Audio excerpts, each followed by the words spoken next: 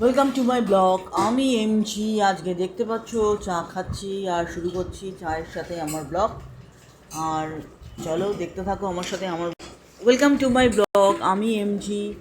চা দিয়ে শুরু করছি আজকে সকাল 9:10 বাজে এই মুহূর্তে। আর শুরু করছি আজকের দিনটা। তো আজকের দিনে কি সারাদিনে কি করব না করব দেখতে থাকো আমার ব্লগে আমার সাথে। Welcome to my blog. আমি এমজি। এখন আমি ভাত খাচ্ছি কি দিয়ে বলো তো? কে বলতে পারে এটা কি? 1 2 3 4 5 6 7 8 9 10। এটা কিন্তু হচ্ছে একদম ড্রাই করা পটল বাটা। পটলটাকে পুড়িয়ে নিয়ে তারপর একটু কড়াইয়ের মধ্যে একটু ভেজে নিয়ে তারপর ওইটাকে বেটে খেয়েও দুর্ধর্ষ লাগে খেতে। আর খাও এটা। Welcome to my blog. আমি কিন্তু আজকে ভাত খাচ্ছি শশা। আর এই এই ব্যাপারটা যেটা পাশে আছে সেটা একটু ভাতটা মেখে নিয়েছি।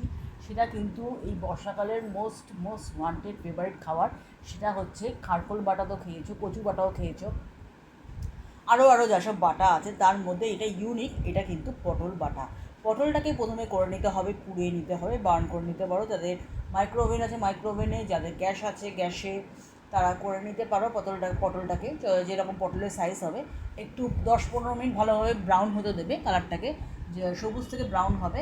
ব্রাউন হওয়ার পর একটু তেল দিয়ে, সামান্য একটু 1 চামচ তেল বা যতটা পটল তোমরা নেবে সেই হিসেবে একদম কড়াইয়ের নিচে তেলটা পড়ে থাকে এরকম তেলের মধ্যে পটলটাকে সটে করে নেবে। সটে করে নেওয়ার পর এইবার যাদের বাটা শিলে বাটও বাটতে পারো, যারা তোমার মিক্সার গ্রাইন্ডারে বাটবে বেটে ব্যাস আর কিছুই না। আবার একটু কড়াইয়ের মধ্যে 1/2 চামচ বা 1 চামচ তেল দিয়ে বা তারও কম তেল দিয়ে একটু সটে করে নেবে আর খেয়ে নেবে। এরকম দারুণ দারুণ ডিলিশিয়াস খাবার ভাতের সাথে, গরম গরম ভাতের সাথে। বর্ষাকালে এই ব্যাপারটা জমে যায়। তো আমি দেখাচ্ছি এরকম আমি খাচ্ছি। আর সাথে শশা থাকলে তো ক্যা বাত। যারা একটু ডায়েট কন্ট্রোল করো তারা শশা নিতে পারো, খাও। আর যারা ডায়েট কন্ট্রোল নাও করো তারাও খেতে পারো। কারণ শশাটা শরীরের জন্য অল টাইম 12 মাসই চলে। ভাতের সাথেও চলে, এমনি তো টিফিনেও ব্রেড বাটারের সাথেও চলে। তো চলো এখন বেশি কথা না বাড়িয়ে খাওয়ার যে উপলব্ধিটা সেটা শুরু করে দিই। চলো তোমরাও এরকমভাবে রেঁধে খেয়ে। আর এখন যেটা দেখতে পাচ্ছ ফার্স্ট মেনু খাওয়া হয়ে গেছে। সেকেন্ড মেনু, এটা সেকেন্ড মেনু হচ্ছে। আমি ঝালে কথা বলতে পারছি না। যখন বাটবে না তখন লঙ্কা যদি খুব বড় হয় বা ঝাঁঝালো হয় হাফ দেবে, পুরোটা দেবে না, ঠিক আছে?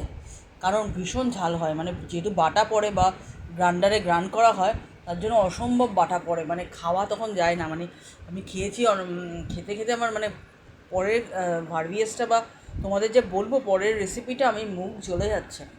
যাই হোক, চলো বলতে থাকি। এই ঝাঁঝালের মধ্যে ওয়ান মোস্ট ফেভারিট আইটেম বর্ষাকালে, এই আইটেম টু মাচ গুড। দুটো আইটেম হয়, একটা ইলিশ আর একটা চিংড়ি।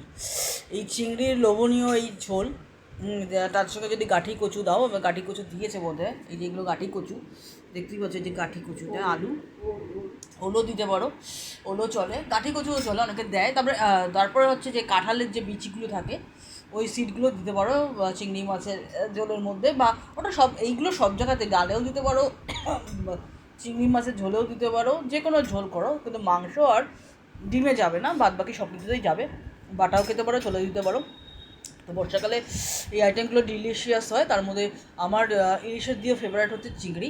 সেই জন্য আমি চিংড়ি, এই যে চিংড়িটা এই সাইজে লুকিয়ে আছে, উঁকি মারছে, এই বড়ো সাইজেরই, বোঝা যাচ্ছে না তবে বড়ো সাইজেরই।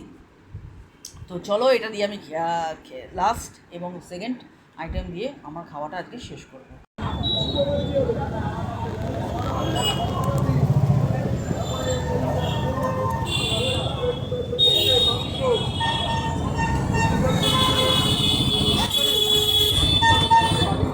হোম ডেকোরেটর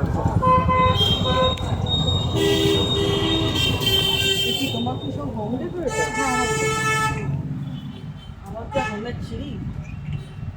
আর যেটা কিনেছি সেটা এত দূরে কিনেছি, এখন সেটা এটা খুব সুন্দর, মানে তোমার জায়গাটা সুন্দর, কিন্তু প্রাইভেট কার ছাড়া মানে যাওয়া যাবে। আর এইখানে যেটা আছে সেটা তো মানে দুরবস্থা। ম্যাম এই অ্যাকচুয়ালি এখানে ফটো ভিডিও করা ও যাবে আচ্ছা। না।